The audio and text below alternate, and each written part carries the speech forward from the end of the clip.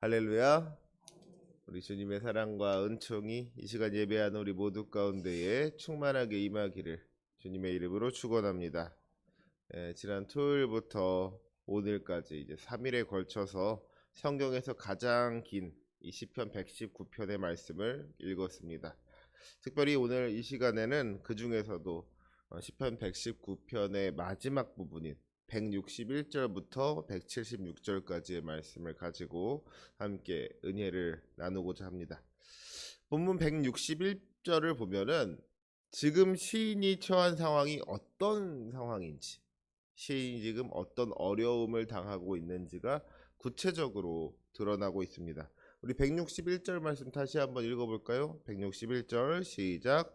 고관들이 거짓으로 나를 핍박하오나 나의 마음은 주의 말씀만 경외하나이다. 아멘.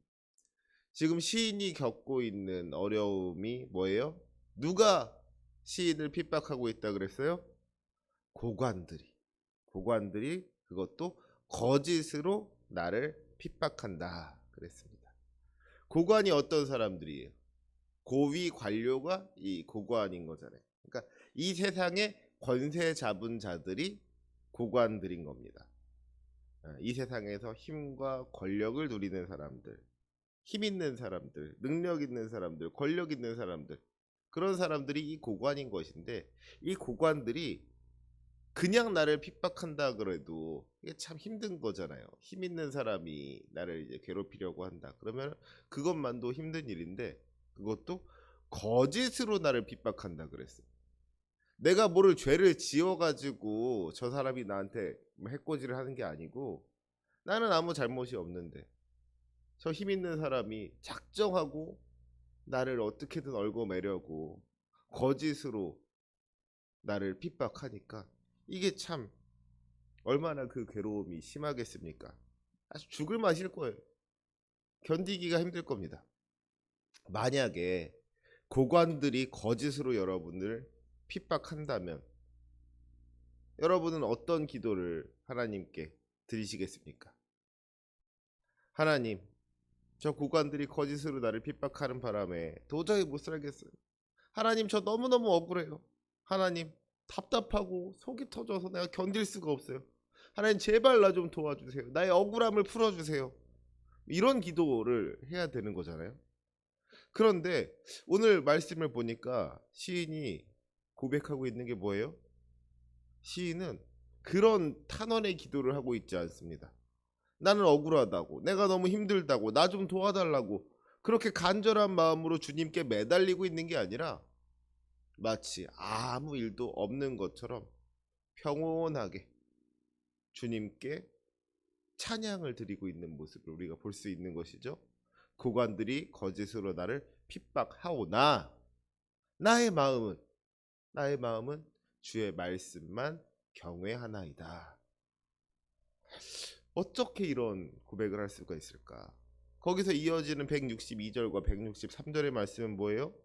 사람이 많은 탈취물을 얻은 것처럼 나는 주의 말씀을 즐거워하나이다. 나는 거짓을 미워하며 싫어하고 주의 율법을 사랑하나이다. 지금 고관들이 나를 거짓으로 핍박하고 있는데 내가 하지도 않은 일을 가지고서는 누명을 쓰고 억울한 일을 당하고 있는데, 시인의 관심은 지금 자기가 당하고 있는 그 고난과 어려움을 향해 있는 것이 아니라 오직 주님의 말씀만을 향하고 있더라는 거예요. 나의 마음은 주의 말씀만 경외하나이다. 나는 주의 말씀을 즐거워하나이다. 나는 주의 율법을 사랑하나이다. 이 세상의 권력자들이 거짓으로 자기를 핍박하고 있는 그 어렵고 힘든 상황 속에서도 주어진 그 상황을 바라보는 것이 아니라, 그 고관을 바라보는 것이 아니라 주님의 말씀을 바라보니까 그 주님의 말씀을 경외하고 즐거워하고 사랑하게 되더라는 거예요. 그래서 164절에서 우리는 너무나도 놀라운 고백을 보게 됩니다. 우리 164절 말씀은 같이 한번 읽어볼까요? 시작. 주의 의로운 규례들로 말미암아 내가 하루 7번씩 주를 찬양하나이다. 아멘. 지금요, 시인한테 무슨 뭐 좋은 일이 생긴 게 아니에요. 하나님께서 이 시인에게 무슨 대단한 복을 주신 게 아닙니다. 그렇죠? 뭐 물질의 축복을 주신 것도 아니고 병을 고쳐 주신 것도 아니고 뭐 손주 쌍둥이를 주신 것도 아니고 그렇죠? 지금 상황은 오히려 거짓으로 억울하게 핍박을 당하는 그런 어렵고 힘든 상황이란 말이에요. 그런데도 시인은 슬퍼하거나 노여워하는 것이 아니라 좌절하거나 낙심하는 것이 아니라 우리 주님을 찬양한다고 그렇게 고백하고 있는 거예요. 근데 그 찬양의 이유가 뭐예요? 주의 의로운 규례들로 말미암아 우리 주님의 말씀으로 말미암아 내가 하루에 7번씩 주님을 찬양합니다. 고백하고 있는 것이죠. 여러분, 하루에 7번 주님을 찬양하려면 언제 주님을 찬양하면 될까요? 아침에 일어나서 주님 찬양하고 밤에 자기 전에 주님 찬양하고 밥 먹을 때마다 아침마다 점심마다 저녁마다 그렇게 주님을 찬양하면 몇 번이에요? 5번밖에 안 되네. 그래도 2번이 모자라요. 그러면 뭐 출근할 때 찬양하고 퇴근할 때 찬양하고 그러면 대충 한 7번 되겠네. 그렇죠? 무슨 말이에요? 하루 종일 생각날 때마다 계속해서 끊임없이 주님을 찬양한다. 이런 이야기가 되는 것이죠. 좋은 일이 있을 땐 그렇게 할 수 있어요. 하나님이 뭐 나를 대학에 합격시켜 주시고 취직시켜 주시고 승진시켜 주시면 그러면 하루에 7번씩 감사할 수 있죠. 찬양할 수 있어요.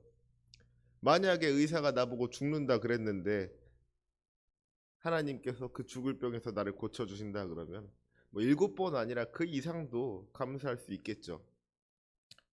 하나님께서 나를 로또 맞게 해주시면 7번씩 70번이라도 감사할 수 있을 겁니다. 그렇죠? 그런데 지금 시인은 그런 좋은 일이 있는 게 아니고 억울한 일을 당하고 있는데도 하루에 7번씩 주님을 찬양하고 있다. 그렇게 고백하고 있는 거예요. 참, 우리가 그런 삶을 살아야 되는데 그렇죠? 그런데 어떻게 그럴 수가 있겠습니까? 어떻게 하면 그렇게 어렵고 힘든 상황 속에서도 찬양으로 하나님께 영광 돌릴 수가 있는 것입니까? 그 비결이 165절에 있습니다. 165절 말씀 함께 읽겠습니다. 시작. 주의 법을 사랑하는 자에게는 큰 평안이 있으니 그들에게 장애물이 없으리이다. 아멘. 주의 법을 사랑하는 자, 주님의 말씀을 사랑하는 자에게 뭐가 있다고요? 큰 평안이 있다 그랬어요. 큰 평안.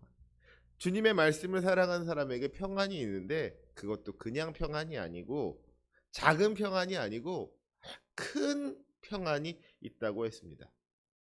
이게요, 시인이 지금 무슨 뭐 남 이야기 하고 있는 게 아니잖아요. 내가 주님의 말씀을 사랑해 보니까 큰 평안을 경험하게 되더라. 내가 주님의 말씀을 경외하고 주님의 말씀을 즐거워하고 주님의 말씀을 사랑하니까 나에게 큰 평안이 찾아오더라. 지금 시인은 자기의 경험을 간증하고 있는 겁니다. 사랑하는 우리 성도 여러분, 바라기에는 이 자리에 계신 모든 성도님들께서 주님의 말씀을 사랑함으로 말미암아 그 말씀을 경외하고 즐거워하고 사랑함으로 말미암아 그 말씀으로 오는 놀라운 평안, 큰 평안을 누리며 살아갈 수 있으시기를 주님의 이름으로 축복합니다. 그런데 시인이 자기가 큰 평안을 누리고 있음을 이야기하면서 뭐라고 했는가 보니까 그들에게 장애물이 없으리이다 그랬어요. 그들이 누구예요? 주님의 법을 사랑하는 자들. 주님의 말씀을 사랑하는 자들에게는 장애물이 없다는 거예요. 여러분, 지금 시인에게 장애물이 있어요, 없어요? 있지요. 고관들이 거짓으로 자기를 핍박한다 그랬잖아요. 시인에게는 장애물이 있습니다. 그것도 만만한 장애물이 아니에요. 제법 큰 장애물이 있단 말이에요. 그런데 왜 지금 시인이 장애물이 없다 그래요? 거짓말하고 있는 거예요? 아니죠. 장애물이 있지만 그게 장애물이 되지를 않는다는 거예요.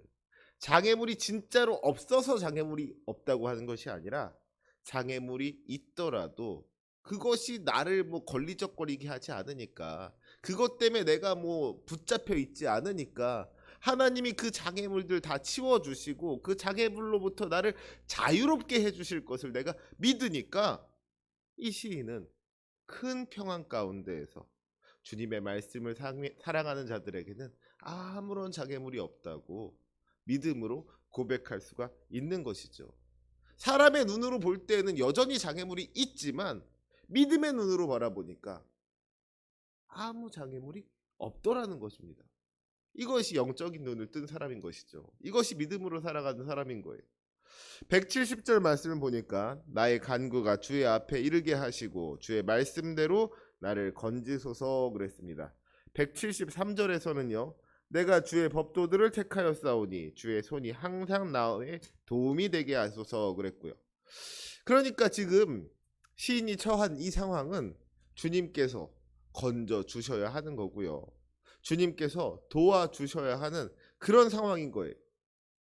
만일 주님께서 건져주시지 않는다면, 만일 주님께서 도와주시지 않는다면 고관들이 거짓으로 자기를 핍박하고 있는 이 상황은 위기의 상황이고 고난의 상황이고 절망의 상황으로 변하는 것이죠. 하지만 시인은 두려워하지 않는 겁니다. 왜냐하면 우리 주님에 대한 확신이 있었기 때문인 거예요. 주님께서 건져주실까 안 건져주실까, 주님께서 도와주실까 안 도와주실까, 거기에 대해서 확신이 없으면은 두려울 수밖에 없는 겁니다. 걱정이 될 수밖에 없는 거예요. 하나님께서 혹시라도 나를 건져주시지 않으시면 어떡하나, 하나님께서 혹시라도 나를 도와주시지 않으시면 어떡하나, 이걸 걱정하면은 두려워할 수밖에 없는 것이죠. 하지만 시인은 두려워하지 않았어요. 왜냐하면 하나님의 말씀을 굳게 붙잡았기 때문입니다. 하나님의 약속을 굳게 붙잡았기 때문입니다. 주님께서 반드시 나를 건져주시고 반드시 나를 도와주실 것이라는 그 믿음의 확신이 있었기 때문에 오늘 시인은 그 모든 두려움 다 내어버리고 주님을 의지하며 기쁨 가운데에서, 평안함 가운데에서 마음껏 주님을 찬송할 수 있었던 줄로 믿습니다. 바라기는 이 자리에 계신 모든 성도님들에게 이러한 믿음이 있기를 소망합니다. 주님께서 반드시 여러분을 도와주실 것입니다. 주님께서 반드시 여러분을 건져주실 것입니다. 우리의 삶 가운데 그 어떤 장애물이 있든지 그 모든 장애물을 넘어갈 수 있도록 주님께서 우리를 붙잡아 주시고 들어주실 줄로 믿습니다. 그 약속을 붙잡는 저와 여러분이 되시기를 주님의 이름으로 축원합니다. 시인이 처한 그 상황은 고관들이 거짓으로 핍박하는 고난의 상황이었지만 시인의 시선은 단순히 그 고난을 향하지 않았다는 거예요. 시인은 지금의 그 고난을 극복한 것 그 이상을 바라보고 있습니다. 174절을 보니까요. 시인이 주님의 구원을 사모한다고 고백합니다. 그리고 175절을 보니까요. 시인이 사모하는 그 주님의 구원이 뭔지를 더 잘 알 수가 있습니다.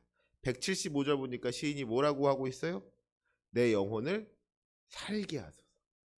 내 영혼을 살게 하소서. 이 시인이 영혼의 문제를 놓고 기도하고 있는 거예요. 그러니까 시인에게 있어서 지금 중요한 거는 단순히 고관으로부터 벗어나는 게 아니었던 거예요.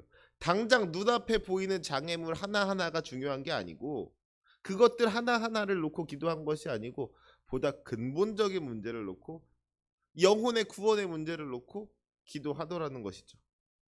사랑하는 우리 성도 여러분, 우리가 인생길을 가다 보면은요, 이 인생길을 가는 동안에 장애물이 없을 수는 없는 것 같아요. 지금 시인은 고관들이 거짓으로 핍박한다는 그런 장애물을 만난 거예요. 그래서 이 문제가 해결이 되면 그 장애물을 넘어가면 어때요? 그 다음에는 장애물이 없을까요? 그렇지 않죠. 우리가 인생을 살아가는 동안에는 계속해서 끊임없이 장애물이 나타나는 겁니다. 물질의 장애물, 건강의 장애물, 인간관계의 장애물, 계속해서 크고 작은 장애물이 우리를 향해 다가온다는 거예요. 막 꼬리에 꼬리를 물고 그런 장애물들이 찾아오는 게 우리의 인생이잖아요.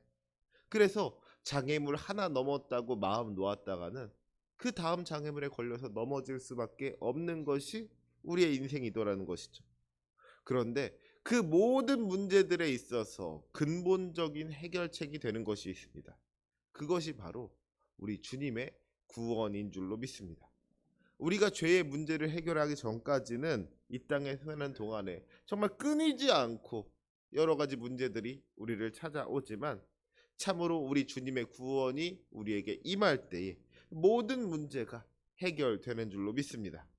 우리는요, 당장 우리 눈앞에 있는 문제들에만 집중을 해요.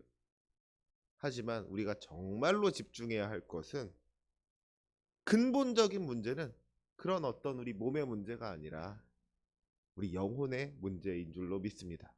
우리의 육신을 살게 하는 것보다 더 중요한 일이 우리의 영혼을 살게 하는 일이라는 것이죠.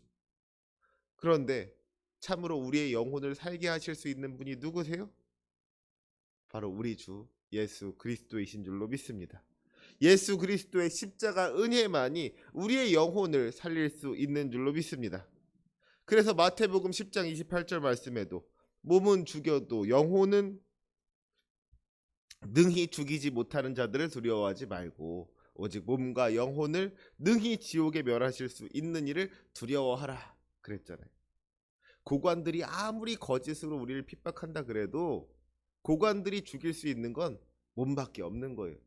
그렇죠? 그러니까 이 세상의 고관을 두려워할 것이 아니라 우리 하나님을 두려워하며 우리 하나님을 경외하며 하나님을 찬송하며 살아가는 것이 참으로 지혜 있는 일인 줄로 믿습니다.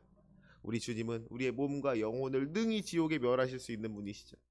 동시에 우리 주님은 우리의 몸과 영혼을 능히 구원하사 하나님 나라에서 살게 하실 수 있는 분이신 줄로 믿습니다. 그래서 우리 주님께서 우리의 모든 문제에 답이 되시는 줄로 믿습니다. 우리 눈앞에 펼쳐진 이 육신의 문제들 뿐만 아니라 보다 근본적인 우리의 영혼의 문제까지도 해결하시는 분, 우리 주님을 붙잡음으로 말미암아 참으로 승리하는 저와 여러분이 되시기를 주님의 이름으로 축원합니다. 우리 시편 119편 마지막 176절 말씀 한번 읽어볼까요? 마지막 말씀 시작. 이른 양같이 내가 방황하오니 주의 종을 찾으소서. 내가 주의 계명들을 잊지 아미함이니이다. 아멘. 이 땅에서 살아가는 우리의 인생은 이른 양같이 방황하는 인생입니다. 하지만 주님께서 우리를 찾아주시면, 주님께서 우리를 만나주시고 주님께서 우리와 함께 해주시면 그 모든 방황이 끝나게 되는 줄로 믿습니다. 이 세상에서 우리를 넘어뜨리던 그 모든 장애물들이 사라질 뿐만 아니라 죄로 인하여 죽어갔던 우리의 영혼도 살아나게 될 줄로 믿습니다.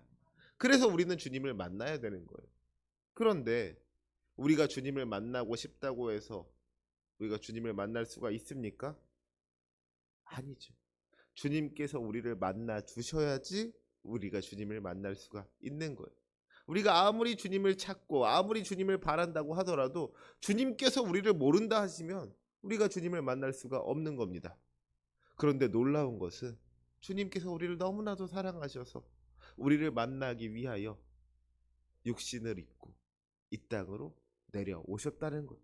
하늘 영광을 버리시고 하늘 보좌를 버리시고 우리와 똑같이 되어서 우리를 찾아오시고 우리의 친구 되어 주셨다는 겁니다. 그것이 바로 성탄절인 거죠. 그렇죠. 우리 주님을 만날 수 있는 저와 여러분 되시기를 주님의 이름으로 축복합니다. 그리고 한 번 만난 우리 주님 결코 잃어버리지 아니하고 끝까지 주님 손 붙잡고 동행할 수 있는 저와 여러분들 되시기를 주님의 이름으로 부탁을 드립니다. 그러므로 말미암아 주님께서 주시는 큰 평안을 누리며 날마다 주님을 찬양하는 복된 인생 사시기를 주님의 이름으로 축원합니다. 아멘. 기도하시겠습니다.